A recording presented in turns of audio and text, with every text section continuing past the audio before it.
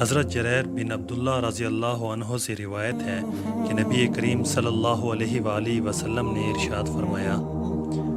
وہ لوگ اللہ تعالیٰ کی خاص رحمت سے محروم رہیں گے جن کے دلوں میں دوسرے آدمیوں کے لیے رحم نہیں اور جو دوسروں پر ترس نہیں کھاتے۔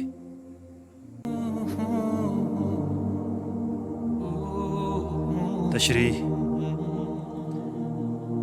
اس حدیث میں الناس کا لفظ عام ہے جو مومن و کافر اور متقی اور فاجر سب کو شامل ہے، اور بلا شبہ رحم سب کا حق ہے۔ البتہ کافر اور فاجر کے ساتھ سچی رحم دلی کا سب سے بڑا تقاضا یہ ہونا چاہیے کہ اس کے کفر اور فجور کے انجام کا ہمارے دل میں درد ہو